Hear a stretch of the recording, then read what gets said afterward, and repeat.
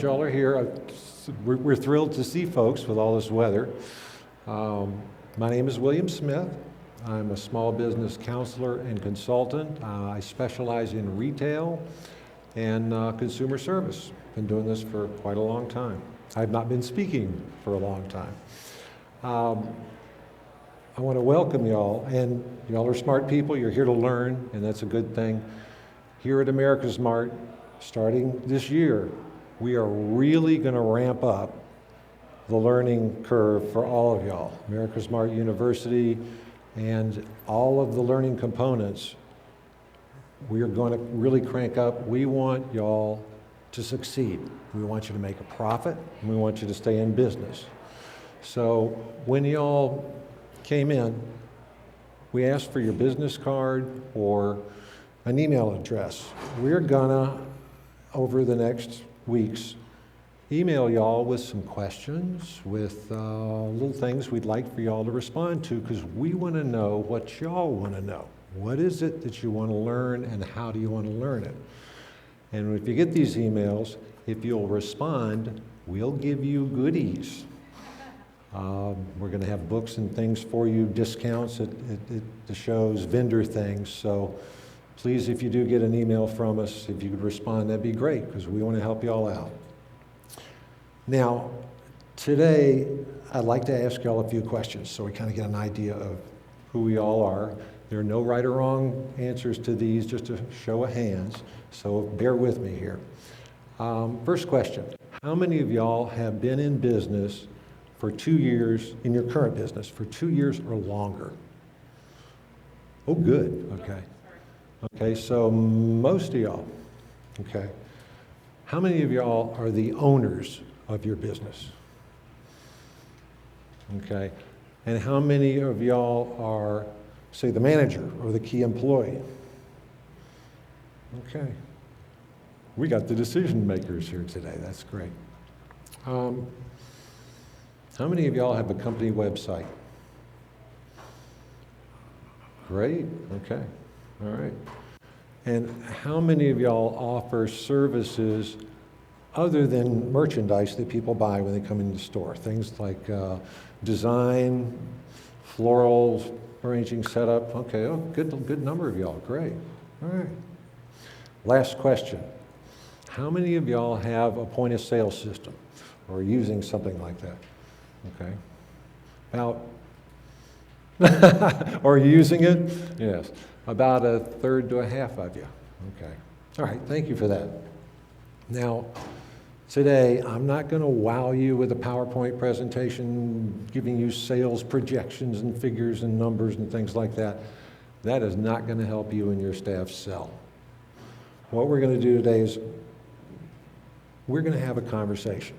Of course, I'm going to do most of the talking, but I'd like for y'all to, if we're on a subject and there's something that has worked for y'all or a suggestion that you can help for the group, raise your hand, bring it up, because we're all here to learn, and everybody benefits from everybody else. Y'all are not each other's competition.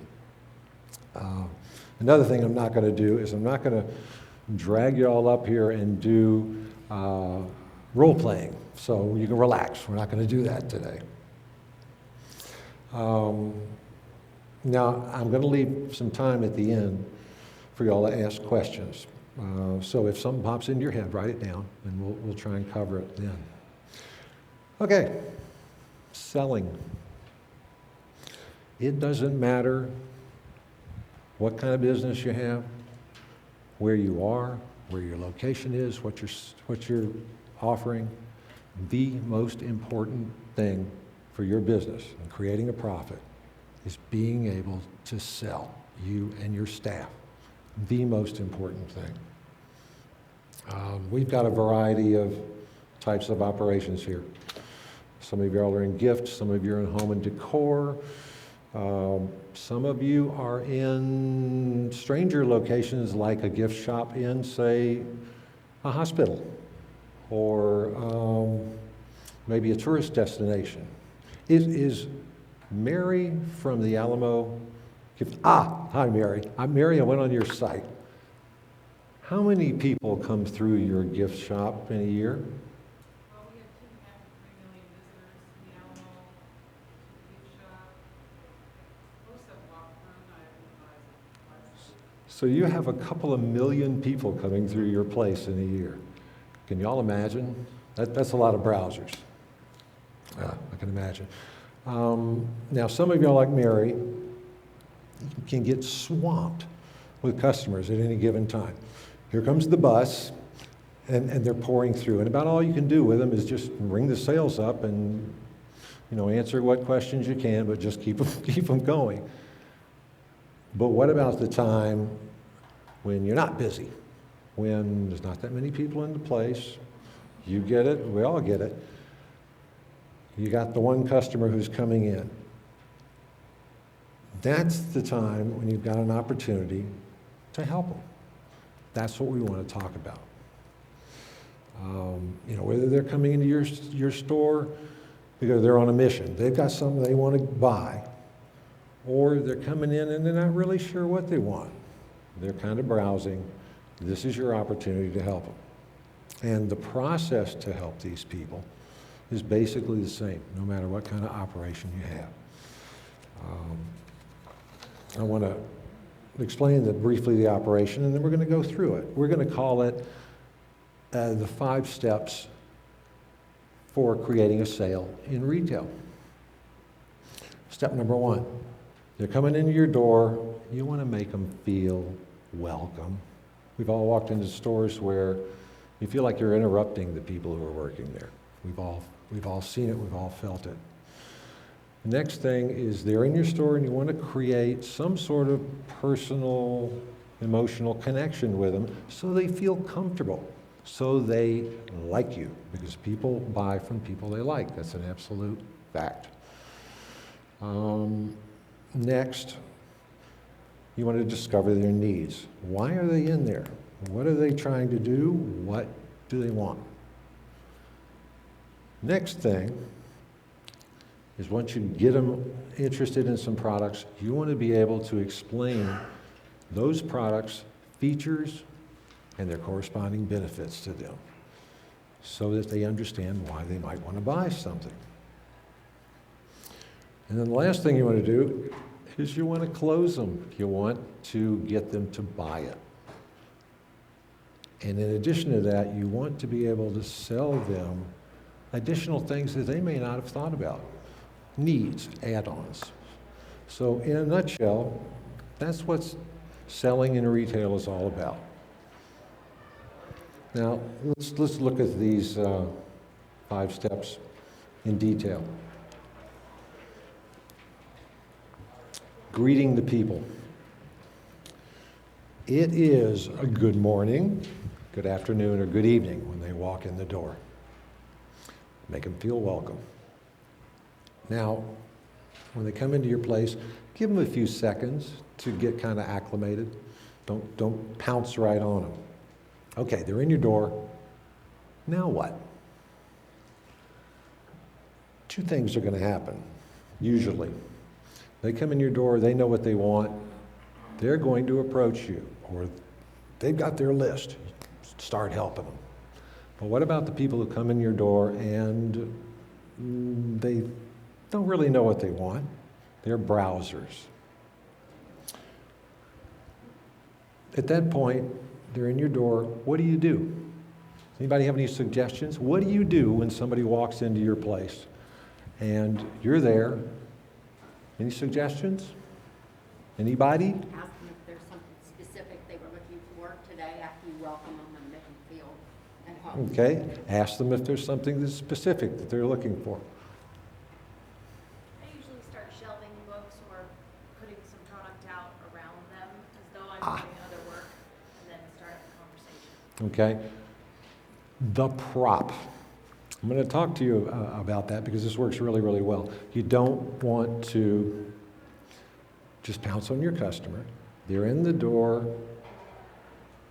You want to be helpful to them. You want to be near to them, but you don't want to get in their face. Have something in your hand that you can take and walk by them. You're not walking at them, but you're you're starting to approach them or get close to them. At that point, you can say something like, "Glad you're here. If there's anything I can help you with, feel free to ask." Now, at this point, this is a point when salespeople and clerks tend to make a decision. They're gonna decide if that person who just walked in the door is gonna buy from them. In their exquisite mind, they can look and see if a person is worth their time or not. It happens. I'll give you an example. Back in the 80s, I'm kind of dating myself, I was in California and I was working for a piano and large organ store, musical instrument store. My job was to expand them from 2 stores to 5 in California and Nevada. And I was sitting in the main store one day with the salespeople, and they were hanging out waiting for a customer to come in. And up came a pickup truck, a beat-up pickup truck. And this guy stepped out of it, and he's in overalls, and they're dirty. The salespeople they're looking, going, no. He walks in the door. So the number 1 sales guy, the guy who's been in there for a while, says, "Well, okay, guys, I'll take it." Walks up to this guy, shakes his hand, starts talking to him. This guy is a pig farmer. Well, it turns out he's the largest pig farmer in Northern California. And he's got a daughter who plays the piano, and she's pretty good at it. She's been taking lessons. "I want to buy a piano for my daughter." Well, the other salespeople are going, "Okay, great."